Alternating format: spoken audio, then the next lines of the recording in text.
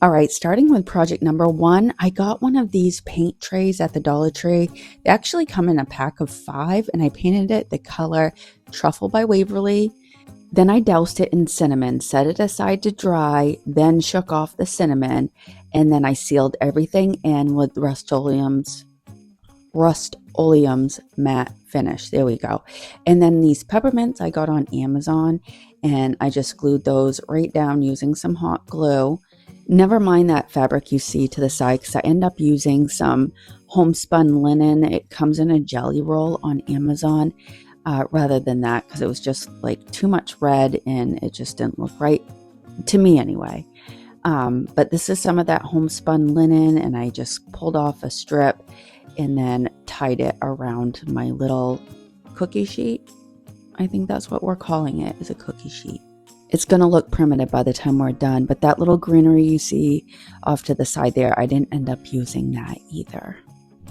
So I just tied it in a neat little bow and then trimmed it back. I think this is so cute, but the peppermints were looking a little bit too white, so I used some Distress ink and just darkened them up just a little bit. And I think that was the perfect touch. Then I added a little bit of greenery and just tucked it right under my ribbon.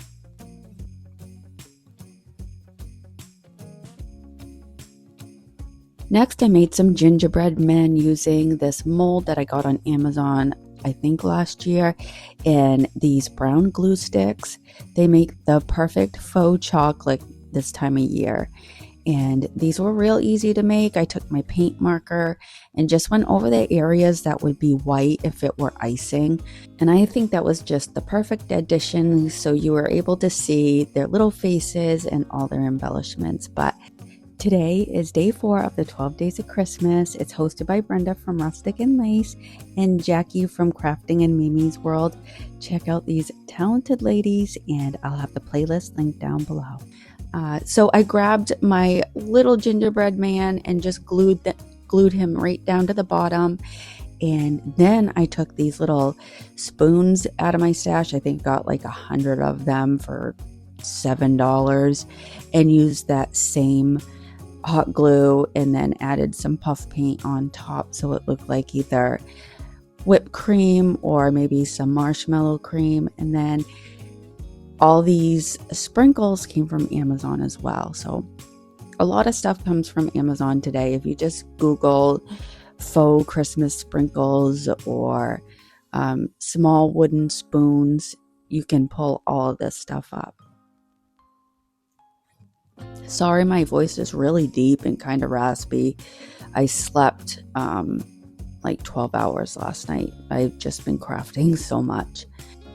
While it's still wet, you want to make sure that you put your sprinkles right down into it before it dries. This is thrown in for your entertainment. I thought I'd show you a little blooper. I don't know what happened, guys. It was in my hand 1 second, then it was everywhere the next. So this one right here, where I take the chocolate and sprinkle it over, it essentially hardens like right then and there. So you want to make sure that you get your sprinkles down in fast.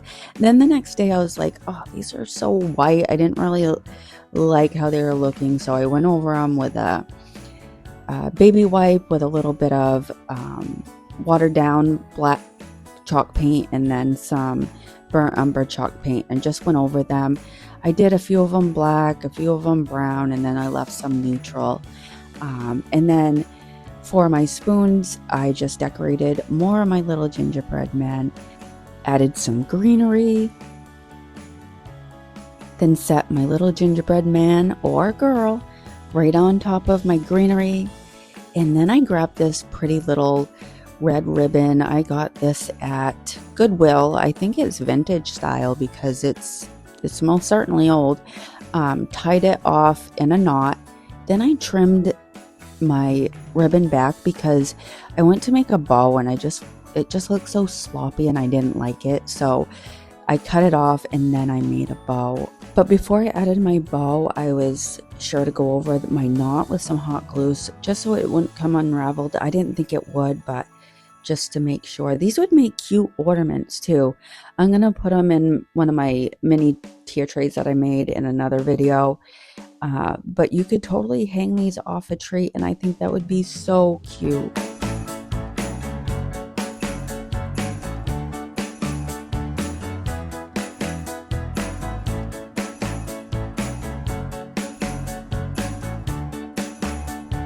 I only made a few of the bows for the girls, but then for the boys, I took these teeny tiny little bells I got while thrifting, and those were just the perfect touch, I think.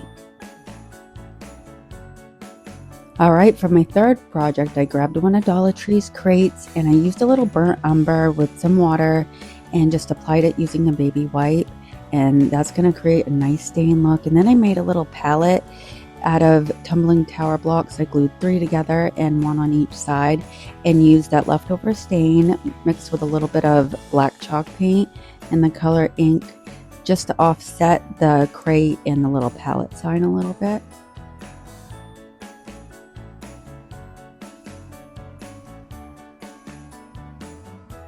I recently ordered some vintage holiday papers from Etsy, and this tiny little gingerbread print was just the perfect scale for the front of my sign.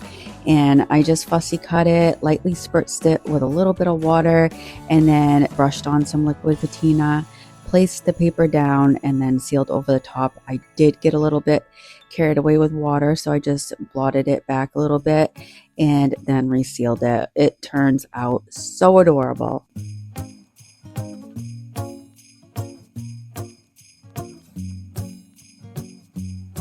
Then I grabbed some black brads. I cut the backs off, flattened the ends with my pliers so they'd sit flush, and then glued them in place so it looked like they were tiny nail heads.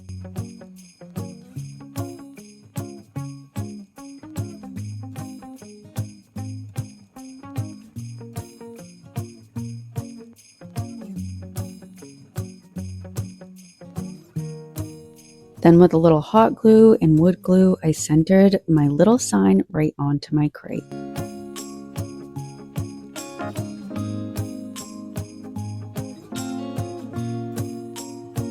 I finished it off with a few candy canes on the front, and that is it for this sweet little crate, and I filled it with all the goodies we made today. Thank you so much for spending time with me today. Until tomorrow, guys. Bye.